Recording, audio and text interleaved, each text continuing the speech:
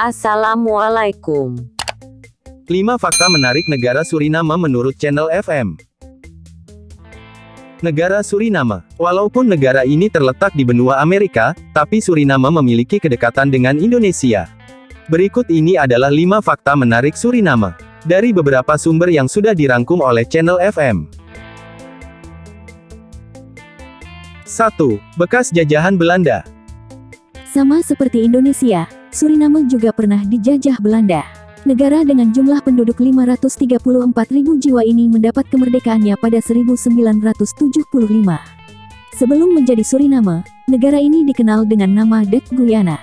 Setelah menjadi negara merdeka, sepertiga dari populasi Suriname dilaporkan bermigrasi ke Belanda. 2. Banyak penduduk beretnis Jawa. Meski termasuk negara kecil di kawasan Amerika Selatan, penduduk Suriname sangat beragam. Yang menarik, banyak penduduk berasal dari etnis Jawa dan hingga kini mereka masih menuturkan bahasa Jawa untuk berkomunikasi. Sampai-sampai ada wilayah bernama Sidorejo di Suriname. Jika berkunjung ke Suriname, Anda tidak perlu khawatir soal makanan karena ada banyak warung Jawa.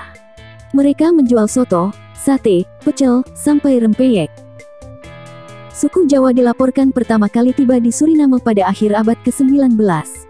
Mereka dibawa oleh pemerintah kerajaan Belanda untuk bekerja di perkebunan Suriname.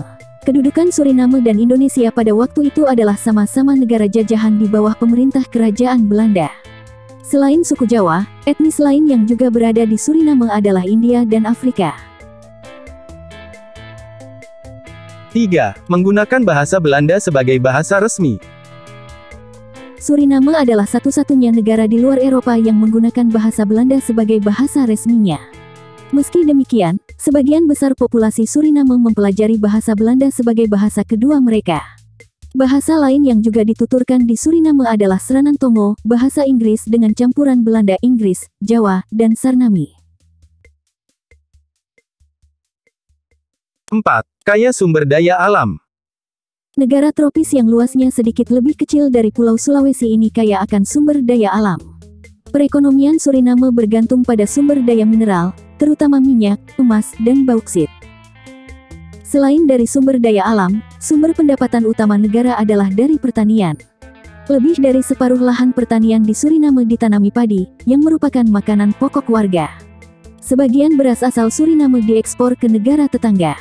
Selain beras, barang ekspor penting lain yang diproduksi di Suriname adalah pisang, kelapa, dan minyak sawit. 5. Orang Suriname butuh izin tertulis dari orang tuanya sebelum menikah. Sebelum menikah, biasanya orang Indonesia hanya memerlukan restu dari orang tua saja. Tetapi restu saja tidak cukup bagi orang Suriname. Bagi orang Suriname yang berumur di bawah 30 tahun, mereka tidak boleh menikah tanpa persetujuan tertulis dari orang tua. Jadi kalau orang Suriname tidak mengantongi persetujuan tertulis dari orang tuanya, maka pernikahannya tidak sah.